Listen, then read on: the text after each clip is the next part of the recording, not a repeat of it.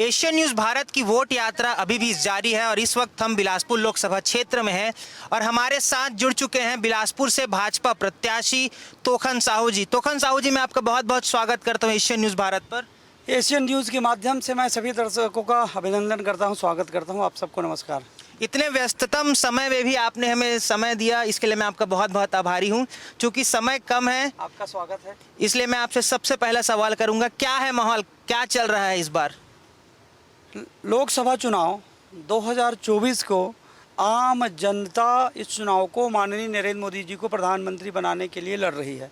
इतना उत्साह है लोगों में, जहां जा रहे हैं वही एक नारा लगा रहे हैं, फिर एक बार मोदी सरकार, अब की बार 400 पार।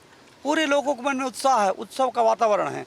तो अब की बार 400 पार की जैसे बात कर रहे थे, पर पहले फेज के बाद से मोदी जी 400 पार की बात अब नहीं कर रहे हैं, तो कहीं ना कहीं भाजपा भी इस चीज़ को लेकर आशंकित है कि इस बार उनकी 400 सीटें नहीं आने वाली। कहीं कोई आशंका की कोई बात नहीं है। पूरे देश में माननीय नरेंद्र मोदी जी को प्रधानमंत्री बनाने के लिए लोग उत्साहित हैं। पिछले 10 सालों में भारतीय जनता पार्टी की सरकार, माननीय नरेंद्र मोदी जी की सरकार के द्वारा इतने जन कल्याणकारी योजनाएं संचालित किए जा रहे हैं, इससे लोगों के मन में विश्वास भी बढ़ा है, लोगों का विकास भी बढ़ा है, लोगों का जो सपना है वो भी साकार हुआ है। इस देश में बड़े बड़े निर्णय हुए हैं, साहसिक निर्णय लेने का काम माननीय नरेंद्र मोदी जी की सरकार के द्वारा किया गया है। कश्मीर में धारा 370 को समाप्त करना, ये कितने बड़े साहसिक निर्णय का परिणाम है। अयोध्या में प्रभु श्री रामचंद्र जी के मंदिर का निर्माण होना, हमारी मुस्लिम बहनों की जीवन में भी खुशियाँ आए, इसके लिए ट्रिपल तलाक कानून पास करना, नागरिक संशोधन बिल ला करके जो विस्थापित होकर के हमारे देश में रह रहे थे उन नागरिकों को भी नागरिकता देने का काम मोदी जी के सरकार के द्वारा किया गया है। इसलिए पूरे देश में उत्सव का वातावरण है और नारे ऐसे ही नहीं लगाए जा रहे हैं। आप देखेंगे कि भारतीय जनता पार्टी अब की बार 400 पार पूरा करेगी। एक फैक्टर ये भी कहा जा रहा है कि इस बार बिलासपुर लोकसभा सीट भाजपा के लिए उतनी आसान नज़र नहीं आ रही है जितना अंतिम 2 चुनावों में थी। मैं केवल बिलासपुर की बात नहीं कर रहा हूँ, छत्तीसगढ़ की 11 में से 11 सीट भारतीय जनता पार्टी जीतने जा रही है। 4 जून को जब रिजल्ट आएगा तब आप लोग देखेंगे कि छत्तीसगढ़ भगवान राम के ननिहाल है और अयोध्या में प्रभु श्री रामचंद्र जी के मंदिर का निर्माण हुआ है। तो प्रभु श्री रामचंद्र जी के ननिहाल छत्तीसगढ़ वाले बेहद उत्साहित हैं, इसलिए 11 में से 11 सीट भारतीय जनता पार्टी की झोली में जाने वाली है। एक बात ये भी आ रही है कि इस चुनाव में जब से देवेंद्र यादव की एंट्री हुई है, कहीं ना कहीं भाजपा यादव वोटों को बटोरने के लिए बड़े प्रयासरत कर रही है। वो बार बार यादवों का सम्मेलन कर रही है। तो क्या इस बार साहू फैक्टर के अलावा यादव फैक्टर भी बिलासपुर लोकसभा में काम कर रही है? हिंदुस्तान के इस चुनाव में केवल एक ही फैक्टर हैं, माननीय नरेंद्र मोदी जी को प्रधानमंत्री बनाने के लिए सभी वर्ग के लोग, सभी समाज के लोगों का आशीर्वाद भारतीय जनता पार्टी को मिल रहा है। यादव समाज के लोगों बड़े उत्साह के साथ भारतीय जनता पार्टी के साथ पहले भी जुड़े रहे हैं, आज भी हैं, और सबसे ज़्यादा हमारे यादव समाज के हमारे भाई उत्सव के साथ हमारे साथ जुड़ करके काम कर रहे हैं। भारतीय जनता पार्टी के एक एक मतदाता, एक एक कार्यकर्ता, हमारी नारी शक्ति, हमारी महिला विंग की हमारी बहनें, सब लोग भारतीय जनता पार्टी को जिताने के लिए 42 डिग्री टेम्परेचर पर अपने घरों से निकल रहे हैं। सबको जाकर के मोदी जी का राम राम कह रहे हैं। तो सबने मन बना लिया है, सभी वर्ग ने, सभी समाज के लोगों ने मन बना लिया है कि भारतीय जनता पार्टी को वोट भी करेंगे और सपोर्ट भी करेंगे। तोखन साहू जी को इस बार क्या रुझान आ रहे हैं कि भारतीय जनता पार्टी इस बार बिलासपुर लोकसभा कितने लाख वोटों से जीतेगी? बिलासपुर लोकसभा में अब चर्चा हार जीत की नहीं होती। पहले दिन से यही चर्चा हो रही है कि बिलासपुर लोकसभा एक बड़े अंतराल के साथ भारतीय जनता पार्टी जीतने जा रही है।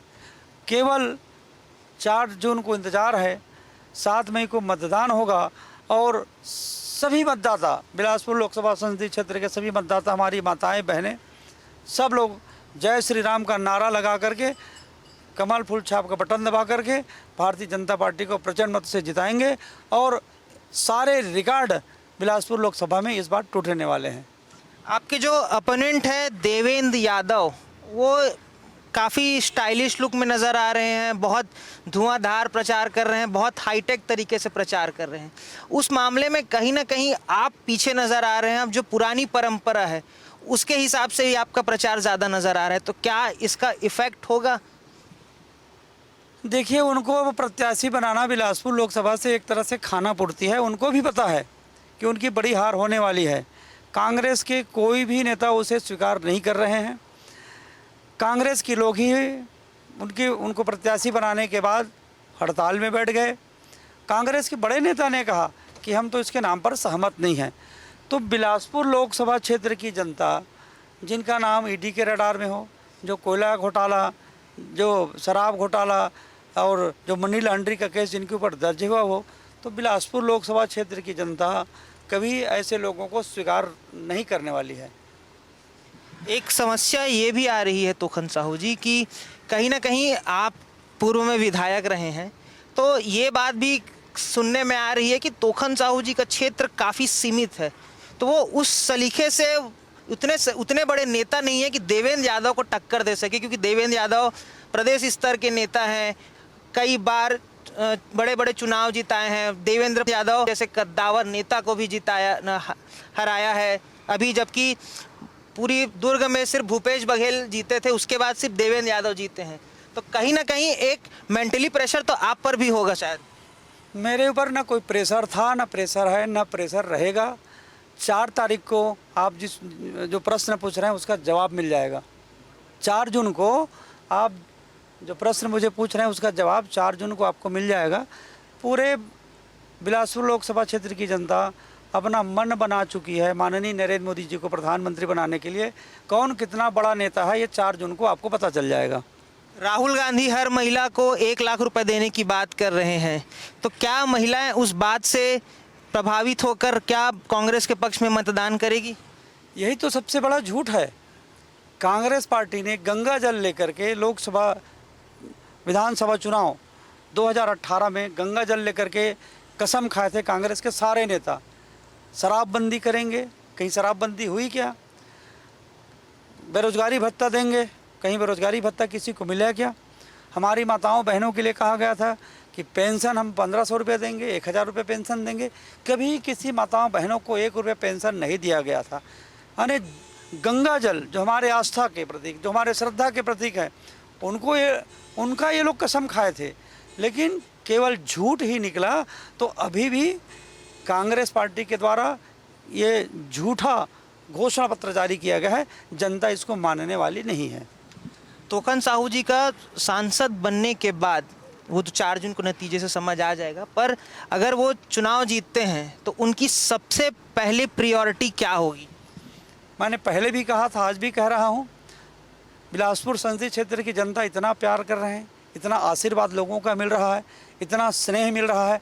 अपने इस छोटे भाई को कहीं आरती उतार कर, कहीं फूलमाला पहनाकर, कहीं फटाके फोड़ करके इतना आशीर्वाद दे रहे हैं मुझे, तो सबसे पहले तो मैं सभी लोगों से मिलने जाऊंगा, सबका धन्यवाद करूंगा।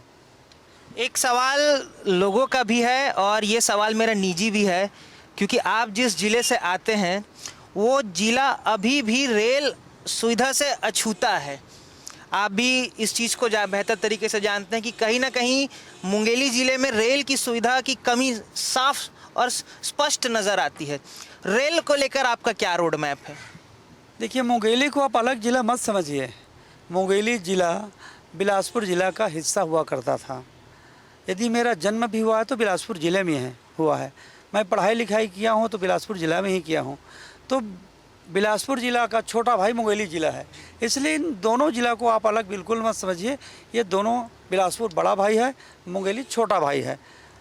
रेलवे परियोजना की बात है बिलासपुर से डोंगरगढ़ तक की, तो इसके लिए बजट में भी हमारे डबल इंजन की सरकार के द्वारा बजट में भी प्रावधान किया गया है। आने वाले समय में मैं इसके लिए निरंतर प्रयास करूँगा। बहुत जल्दी इस परियोजना का शुभारंभ हो और छुक छुक गाड़ी का लाभ हमारे मुंगेली ज़िले वासियों को भी मिले। तो इस वक्त हमारे साथ जुड़े थे भाजपा से बिलासपुर लोकसभा क्षेत्र के प्रत्याशी तोखन साहू जी, जिन्होंने अपनी बात बड़ी बेबाकी से कही और हमारे सवालों का बड़े ही आसान और सरल शब्दों में जवाब दिया। एशियन न्यूज़ की वोट यात्रा बिलासपुर लोकसभा क्षेत्र में जारी रहेगी। ऐसी खबरों के लिए जुड़े रहिए एशियन न्यूज़ भारत के साथ।